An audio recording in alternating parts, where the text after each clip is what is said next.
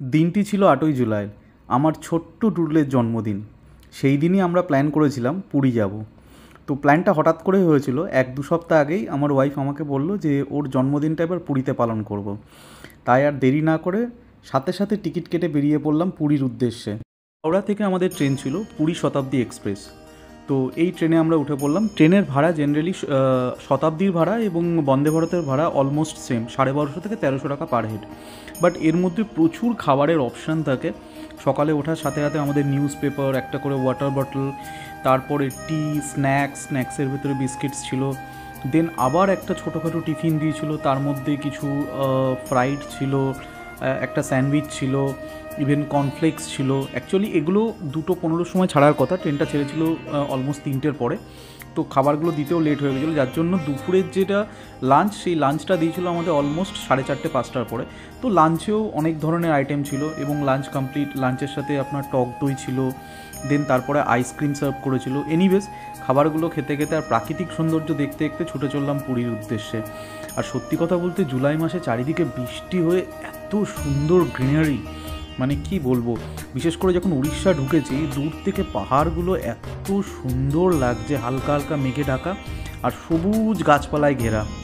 আর আমার ছোট্ট ছেলে খাবারগুলো খাওয়ার থেকে বেশি ওগুলো নিয়ে খেলছে, কখনো কলা, কখনো স্যান্ডউইচ, কখনো এই নিয়ে ওর খেলা চলছে। কোনোটাই নির্দিষ্টভাবে খাচ্ছে না, শুধু নিজের জল খাচ্ছে, ব্যাস এই।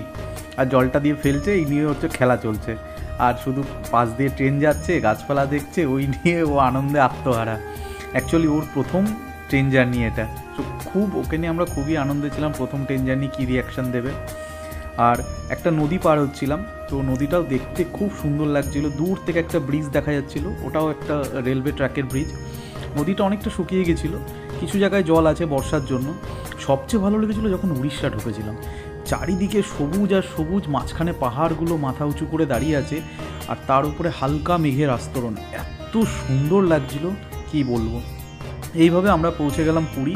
পরের দিন সকালে আমার ছোট্ট ডুডুলকে নিয়ে এবং আমার ওয়াইফকে নিয়ে আমি বেরিয়ে পড়লাম পুরীর সমুদ্রের বিচে।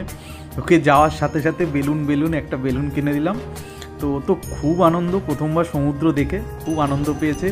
ওখানে গিয়ে আইসক্রিম খাওয়া, গোলা খাওয়া, যা হোক ছোটো বাচ্চা, আমরা জানি ঠান্ডা লাগবে, তাও প্রথমবার গেছে, না তো আর করা যায় না। তো খুব আনন্দ করছে, ও তো খুবই আনন্দ করেছিল। আমরা সেখান থেকে রেডি হয়ে বেরিয়ে পড়লাম তারপরে মাসির বাড়ির উদ্দেশ্যে, যেখানে জগন্নাথ দেব, সুভদ্রা এবং বলরামের রথ রাখা আছে। কিন্তু টোটো আমাদেরকে 1.5 কিলোমিটার আগে দাঁড় করিয়ে দিল বিকজ অফ রোড রেস্ট্রিকশন। ওখান থেকে আমরা হেঁটে মাসির বাড়ি গিয়ে পৌঁছালাম। সেখানে গিয়ে জগন্নাথ দেবের রথের দর্শন হলো এবং আমাদের সৌভাগ্য এটাই বলা যায় যে সেখানে আমরা জগন্নাথ দেবের রথের দড়িতে পর্যন্ত স্পর্শ করতে পেরেছি। এটা আমাদের একটা সবচেয়ে বড় সৌভাগ্য, জীবনেই প্রথমবার এই ধরনের একটা সৌভাগ্য হলো। তারপর ওখান থেকে আমরা মেন মন্দিরে চলে আসলাম। আমরা জানতামও না সেই দিন ছিল সেই ঐতিহাসিক রত্নভাণ্ডার খোলার দিনটা, এবং আমরা ফটো তুলে রাত্রে নিউজে শুনছি যে ওদিনকার ওখানে রত্নভাণ্ডার খুলেছে। এনিওয়েজ সেই দৃশ্য যেখানে নিউজ রিপোর্টাররা সব দাঁড়িয়ে আছে, ভেতরে রত্নভাণ্ডার খোলা হচ্ছে। পরের দিন সকালে আবার সি বিচ, আবার সেই ডাব খাওয়া, আবার আনন্দ করা।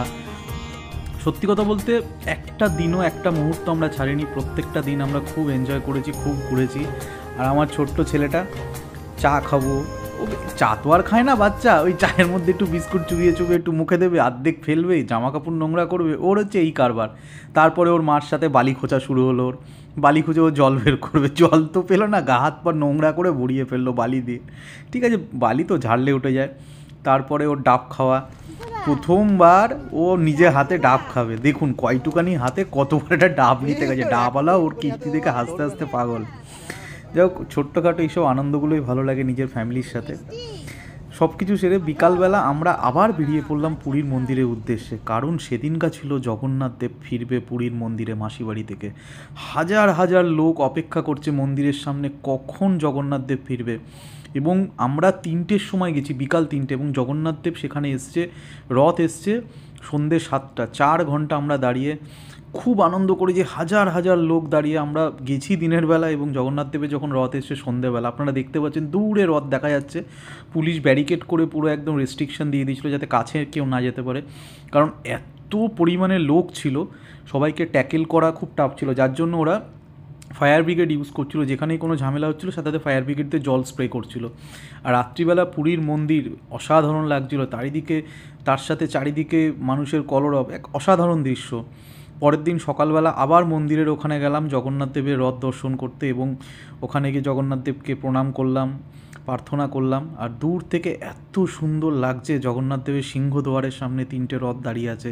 সে এক অপরূপ সৌন্দর্য, এক অপরূপ মহিমা, একটা বলে না একটা আধ্যাত্মিক একটা ফিল চলে আসে। সেই মুহূর্তে হয়তো সেটাই হচ্ছিল, হাজার হাজার লোক শুধু জয় জগন্নাথ বলে চিৎকার করে যাচ্ছিল। মন্দিরে ঢোকার পথেই সেই বিশাল মা দুর্গার মন্দির, যেখানে প্রণাম করে সবাই ঢোকে। তারপর বিকালবেলা যেটা হয় ফ্যামিলির সাথে গেলে একটু কেনাকাটা, তো বেরিয়ে পড়লাম কিনতে পুরীর বিখ্যাত সেই অ্যালুমিনিয়ামের বিভিন্ন জিনিসপত্র। তো এটা তো আসলে পুরীতে আসলে একটা ছোট্ট জিনিস তো কিনতেই হয়, তো এখান থেকে কিছু জিনিসপত্র কেনা হলো আমাদের নিজের জন্য, নিজেদের ফ্যামিলি মেম্বারদের জন্য। তারপরে পুরীর ব্যাগ, আমার ছোট্ট ডুডুলের খেলনা, এই টুকটাক কিছু ঘোরা কেনাকাটা যেটা হয় আর কি। তো করার পরের দিন সকালবেলা আমাদের আবার 3 দিন ট্রিপ কমপ্লিট করে আমাদের আবার সেই শতাব্দী এক্সপ্রেসে আমাদের রিটার্ন। ট্রেনের টাইম ছিল ভোর 5:50। ছোট্ট ডুডুল আমাদের তো ট্রেনে উঠতে চাইছে না, ও বায়না আমি বাড়ি যাবো না, ওর মার হাত ধরে কান্নাকাটি শুরু করেছে। সে কোনো রকমে ওকে টেনে আমরা ট্রেনে ওঠাই। তারপরে আমি আবার ওকে কোলে নিয়ে স্টেশনে নামি, ও তো কোনো মতেই যেতে চাইবে না, আবার যাবে ওইখানে ঘুরতে। যাই হোক, সব কিছুকে তো মেনে নিতে হবে, ঘুরতে গিয়ে তো আবার একদিন না একদিন বাড়িতে ফিরে আসতে হয়। যাই হোক, কিছুটা দুঃখ কিছুটা আনন্দ সব কিছু মিলিয়ে আবার ফিরে আসতে চললাম বাড়ির দিকে। তো সব মিলিয়ে ধীরে ধীরে আস্তে আস্তে আবার বাড়ির দিকে ফিরে আসলাম। পুরী স্টেশনকে বাই বাই করে আমরা আমাদের নিজেদের বাড়ি কলকাতার দিকে ফিরে আসলাম। একটু মনটা খারাপ লাগছিলো, এই কটা দিন যা আনন্দে কেটেছিল, আবার যাব এরকম। তবে হ্যাঁ, ফ্যামিলির সাথে যাওয়া, নিজের ছেলে, নিজের ওয়াইফ, নিজের ফ্যামিলি, এর একটা আলাদাই মজা। মানে সত্যি বলতে আমি খুবই এনজয় করেছি, এবং আমার ফ্যামিলি ট্রিপটাকে প্রচণ্ড এনজয় করেছে।